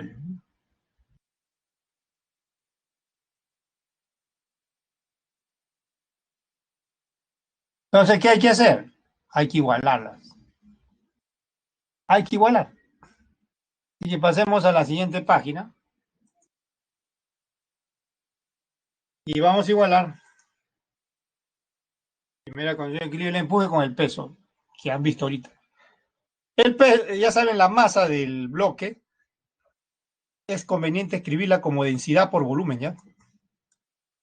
Esto que ven acá, densidad multiplicado por volumen es la masa de bloque, densidad de bloque por volumen de bloque, ¿ya? Pero no olvidar, esta es ecuación 1, ¿ya? No olvidar que el principio de Arquímedes también me dice que el empuje es igual al peso del fluido desplazado. En este caso, del agua desplazado. Este producto, densidad del agua por volumen del agua desplazado, es la masa, ¿no? Masa del agua desplazado. Además, si reemplazamos 2 en 1, o igualamos, ¿no? 2 es igual a 1, pues, ¿no? O reemplazamos. En el lado izquierdo se va a escribir densidad del agua, volumen del agua desplazado por G, ¿no? En el lado derecho, densidad del bloque, volumen del bloque por G. G se cancela, ¿no? Vamos a despejar ahí lo que nos piden, la densidad, ojo, les piden la densidad del bloque. Queda volumen de agua sobre volumen de bloque, esta razón, por densidad del agua, que es dato. Pero hay un dato, ¿no? Es ecuación 3, ¿ya? Por dato, el volumen desplazado, ¿a qué es igual? Va a ser igual al 65%, porque ya le dije antes, ¿no? El dato dice que está 35% fuera del agua, pero sumergido, ¿qué parte del volumen del cuerpo está? 65%. Entonces, por la observación que hemos visto hace un momento, el volumen del agua desplazado cuando el cuerpo está parcialmente sumergido es una fracción del volumen del cuerpo que está sumergido. ¿Cuál es esa fracción? El 65%, pues, ¿no? El 65%, como vimos en la observación, ¿no? Y queda volumen del agua sobre volumen del bloque, volumen del agua desplazado sobre volumen del bloque, 65%, que es el dato, ¿no? Además, es ecuación 4. Ahora hay que reemplazar 4 en 3. Miren, acá es 3, esta razón, ¿no? Acá, esa razón está acá, ¿eh? Lo reemplazo nada más. Voy a reemplazarlo, ¿eh? Ahí está, ¿eh? Y ya está, y termina. Reemplazan 1000 la densidad del agua, kilogramo por metro cúbico. Es bien sencillo. 65 por 10, 650 kilogramos por metro cúbico. Esa es la densidad del bloque. Esa es la densidad del bloque.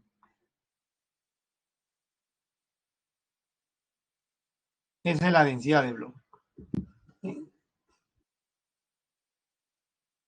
Como pueden ver, se han tenido en cuenta una de las observaciones, en este caso cuando el cuerpo está parcialmente sumergido.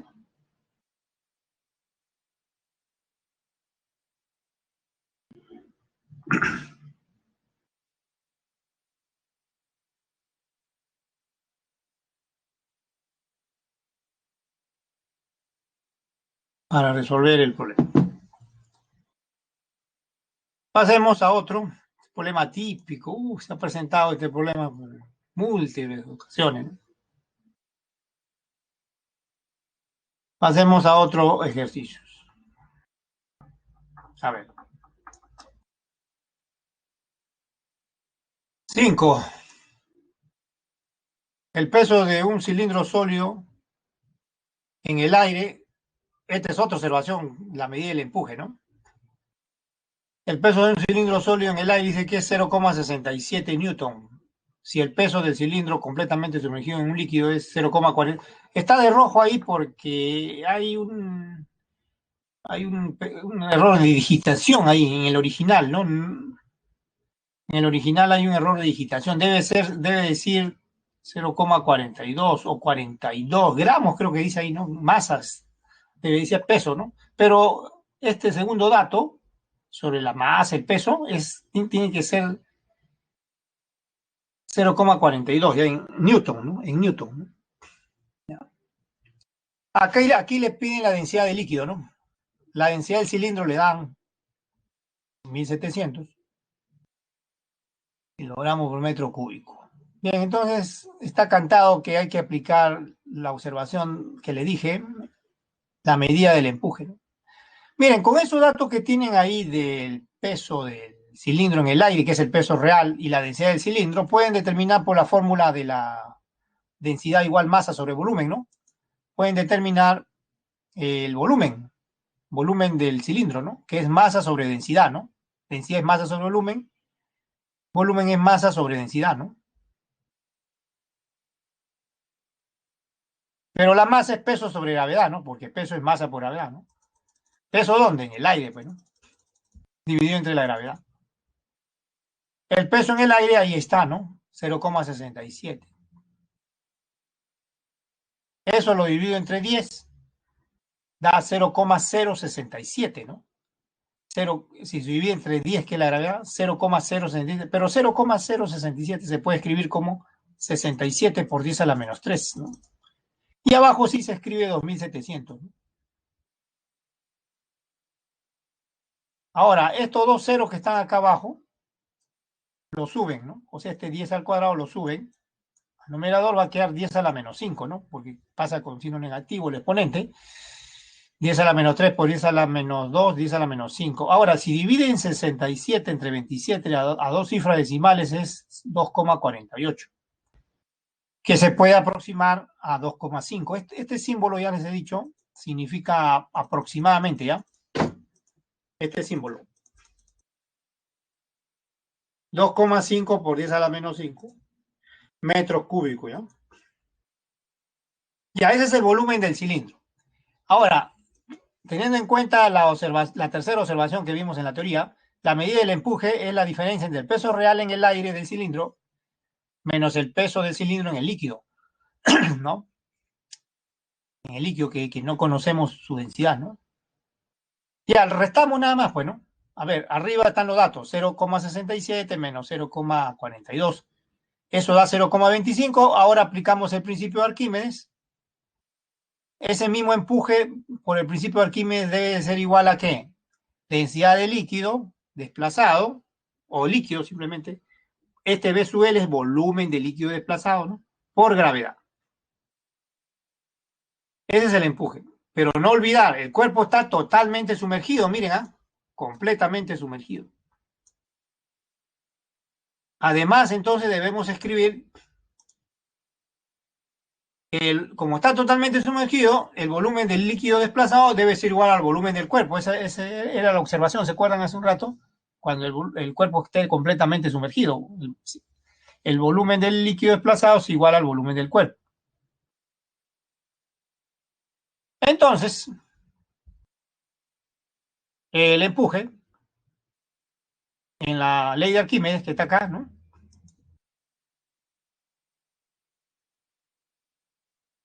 Acá, ahí donde estoy resaltando, en esta ley de Arquímedes del empuje, el volumen del líquido desplazado es igual al volumen del cuerpo. Acá está, ¿eh? Volumen del cuerpo. Y de ahí voy a despejar la densidad del líquido, que es lo que me piden, ¿no? Pasa a dividir el volumen del cuerpo por la gravedad, pasa a dividir. Y podemos evaluar acá arriba 0,25, que ya lo conocemos, el empuje, la medida del empuje. Abajo reemplazamos el volumen que ya hemos calculado también del cilindro que está arriba, miren, 2,5 por 10 a la menos 5, y 10 que es la aceleración de la helada. Esto es sencillísimo, el cálculo ahí es gracias a la aproximación que se ha hecho acá arriba, por supuesto, ¿no?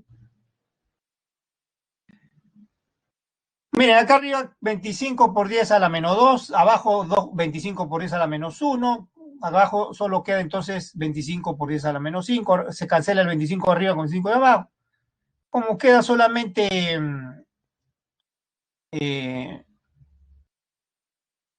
10 a la menos 3, eso sube, ¿no?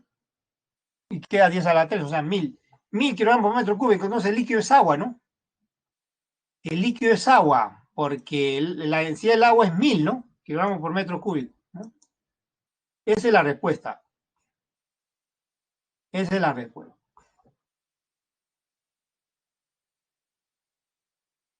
Y ahí termina el problema. Este es otro ejemplo típico que se presenta, ¿no?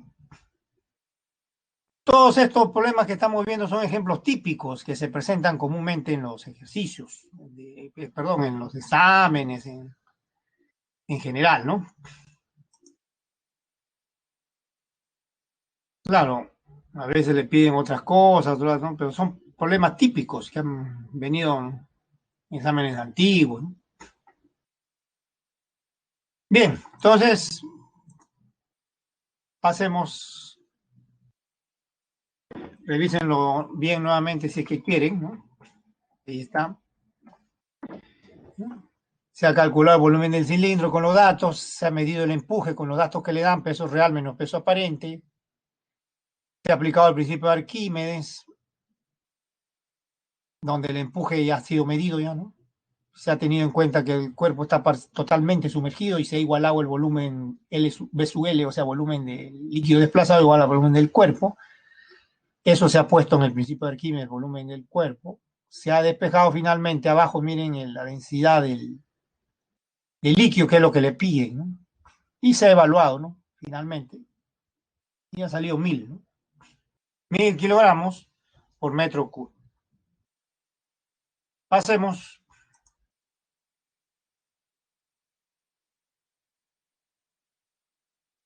Bueno, el siguiente problema sí ya es el otro tema. Vamos a la teoría. Vamos a la teoría.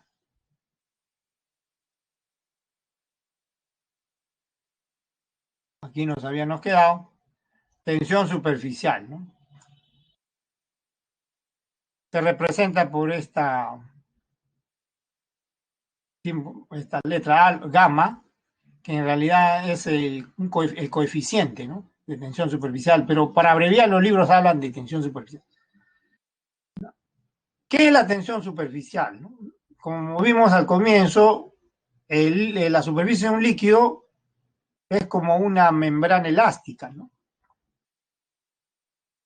Es como que ustedes tengan, por ejemplo, un paño, una sábana bien tensa, ¿no? Bien tensa. Ponen un objeto encima y se deforma, ¿no? Se deforma, pero no la rompe, o sea, no rompe el cuerpo, excepto que sea pues otro tipo de cuerpo, ¿no? Simplemente hay una deformación en la superficie de un líquido. Esa deformación se debe al fenómeno llamado tensión superficial. Y su explicación tiene origen molecular, ¿ya?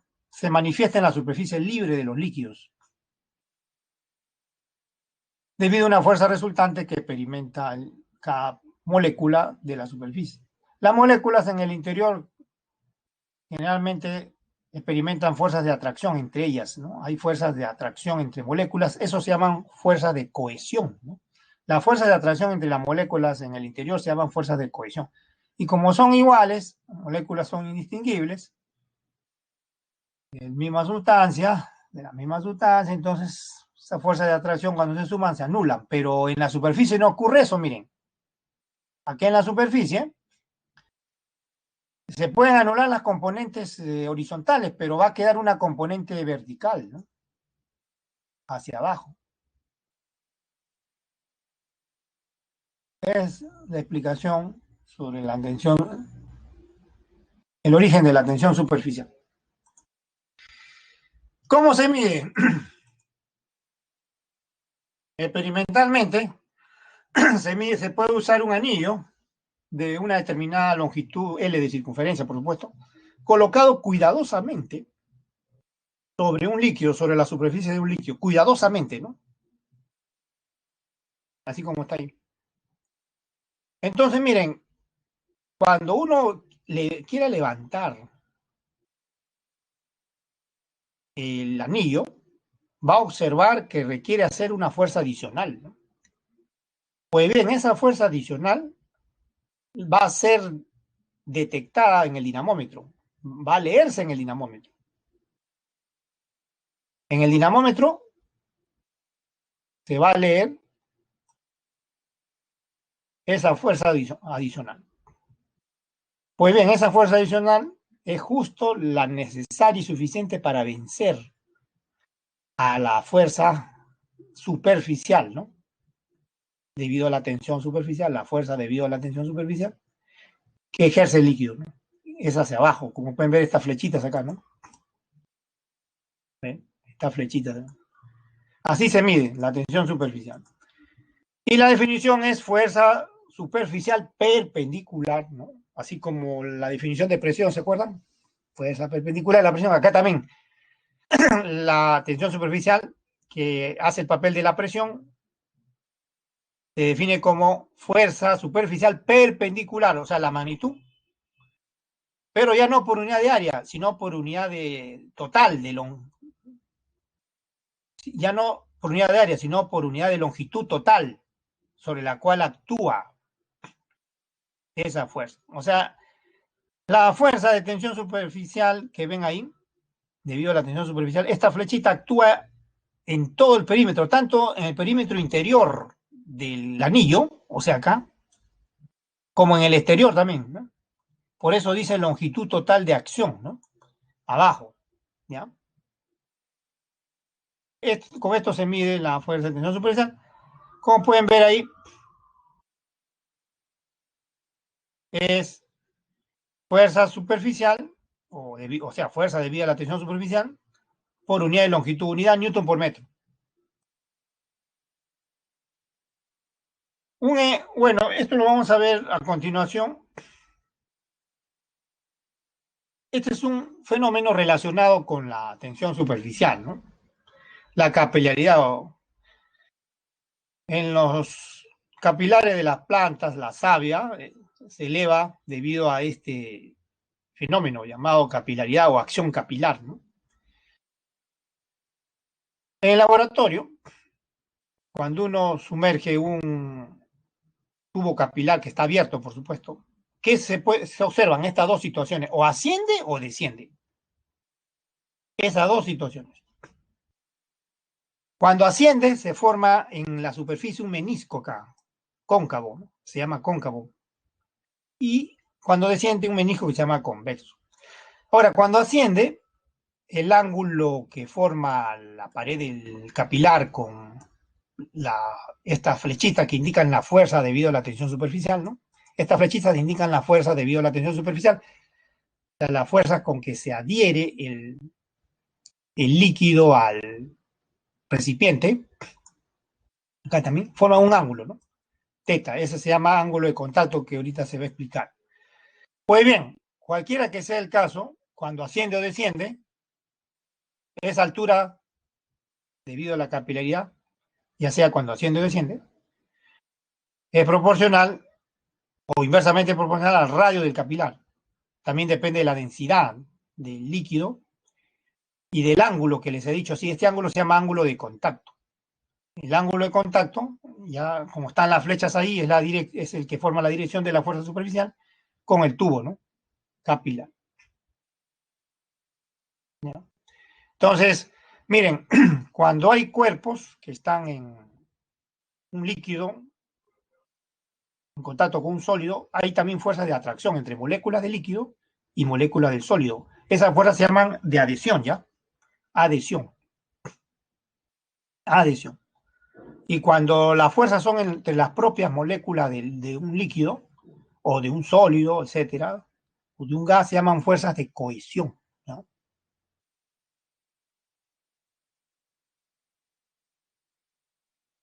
Ya, debido a la tensión superficial, entonces el líquido se pega, ¿no? Se adhiere en las paredes. Por eso, o asciende o desciende, ¿no? Por ejemplo, si es agua, asciende. Si fuera mercurio, desciende, ¿no? Eso nos dice el experimento. Teta entonces el ángulo de contacto que indica lo que les he dicho ahorita, la acción de las fuerzas adhesivas, líquido sólido, y las fuerzas cohesivas que pueden estar en el líquido sólido. El menisco ya les expliqué esto, ¿no? El menisco cóncavo será cóncavo cuando el líquido asciende, será convexo cuando el líquido desciende. El ángulo es menor que 90 cuando asciende, mayor que 90 cuando desciende. Ahí está en su guía también en la teoría.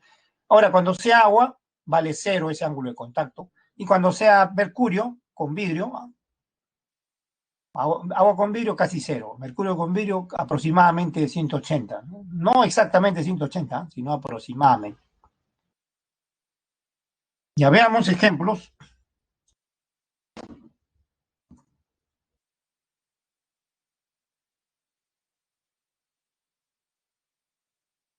Con respecto al fenómeno de la tensión superficial, ¿no? Indique verdadero o falso, la tensión superficial es la fuerza neta de cohesión. Correcto, ¿no? Y ya les expliqué. Por ejemplo, ¿por qué están las moléculas ahí atrayéndose? Inclusive puede que hayan otro tipo de moléculas, ¿no? De otro líquido, pero en todas se van a atraer. Cohesión. Entre ellas siempre va a haber cohesión, ¿ven? Así como están viendo, ¿ven? Va a haber fuerza de atracción entre ellas. Pero arriba, que es la superficie libre de separación arriba, también van a haber fuerzas de atracción, de cohesión. Pero cuando se sumen, como ya les expliqué, va a haber fuerzas resultantes hacia abajo, ¿no? ¿Ven? Fuerzas resultantes hacia abajo. Así que la solución es verdadero, ya no hay más que explicar, esto ya está hasta la saciedad explicado. Dos, la capilaridad es un fenómeno relacionado con la tensión superficial, verdadero. Ahorita también lo acabamos de ver, ¿no? Ya les expliqué ahorita, verdadero. Bueno, la altura también les expliqué ahorita, esta es la fórmula, es inversamente proporcional al radio, acabamos de ver esta fórmula ahorita, y ya está contestada la pregunta, ¿no? Ya está contestada la pregunta. ¿Bien?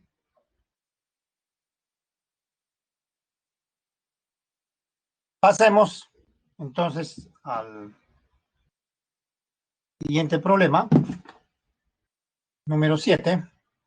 Una varilla de vidrio maciza de 3 centímetros de diámetro flota verticalmente en el agua, determine la magnitud de la fuerza superficial, o sea, la fuerza debida a la tensión superficial, por el agua sobre la varilla. Ahí le dan la tensión superficial, ¿no?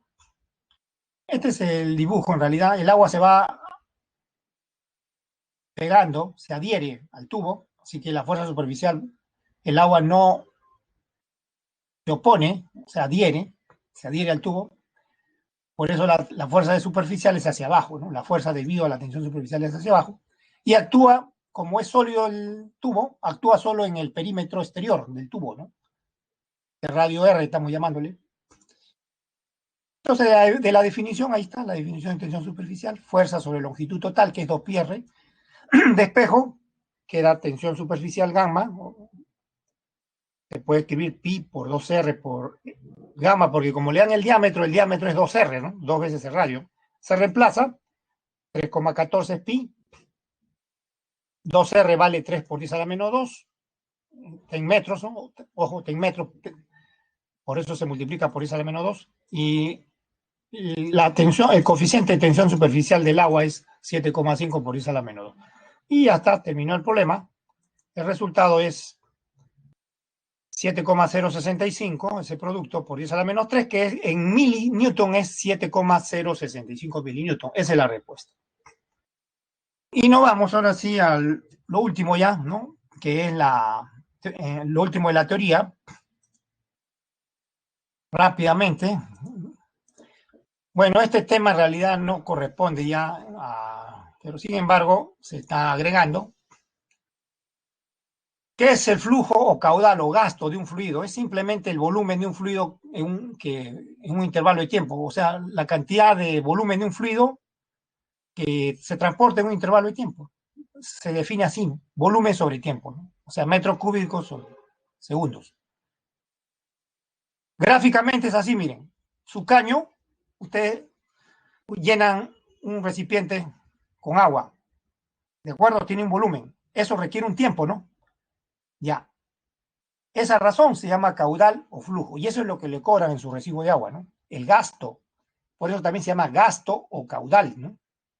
Eso es lo que le cobran en su recibo de agua, gasto o caudal. La viscosidad es otra propiedad, es el rozamiento, la fuerza de rozamiento interno que hay en un fluido. Como pueden ver acá, esta es la definición. Esfuerzo cortante sobre rapidez de formación. El esfuerzo cortante se define como fuerza tangencial, que es la fuerza F que ven ahí sobre área, y lo de abajo es la rapidez de formación, es decir, rapidez sobre la longitud. Y las unidades son pascales por segundo. La ley de Poiseuille es muy útil, de mucha aplicación. Se aplica en los tubos, los capilares, en las venas, en las arterias. Dice que el gasto o flujo de sangre, etcétera, es proporcional a la cuarta potencia del radio del tubo capilar, a la diferencia de presión que ven ahí en la figura, inversamente proporcional a la longitud del tubo. Y abajo está eso que parece N, es la viscosidad o coeficiente de viscosidad. Y ahora sí, rápidamente el último problema es este, de un cardiólogo que dice de que tiene un paciente una arteria alterada, que está estrechada, ¿no? 10%, miren. La normal es R1, pero la que se ha estrechado es R2, es un 10%. R1 vale 3 milímetros. Y le piden determinar la razón de la diferencia de presión en la arteria normal dividido entre la arteria alterada, ¿no? Entonces acá aplicamos la ecuación, la ley de Poiseuille, para el flujo de sangre en la arteria normal, Q1, y en la arteria que está estrechada, Q2, ¿no? Como el flujo dice que de sangre es constante y lo igualamos, las Q mayúsculas son los flujos, esa es la notación. Lo igualamos, cancelamos, los pi, las C le cancelamos, y ya está. Despejamos la presión en la arteria bloqueada o estrecha, la diferencia de presión en la arteria estrecha, lo dividimos entre la diferencia de presión entre la arteria normal, queda la razón de los radios a la cuarta, pero cuando reemplazamos, miren, o cuando usamos el dato, dice que disminuye en 10%, ¿no? El radio, entonces quedan 9 décimos de la arteria normal, ¿no? Pero cuando reemplazamos 2 en 1, miren acá, cuando reemplazamos va a quedar 10 sobre 9 a la cuarta, pero ese dato está acá, ¿no? Ya está. Ese dato está acá, 10 sobre 9 a la cuarta. Es 1,52. Entonces, hay diferencias, miren. La diferencia de presión en la arteria estrecha es mayor que la diferencia de presión en la arteria normal, ¿no? Por eso ocurren los accidentes vasculares. Como pueden ver, eso es todo por ahora. Entonces, es muy instructivo estos problemas son muy instructivos. Repásenlos y será pues hasta la próxima, ¿no? Estamos ya en fuera de hora.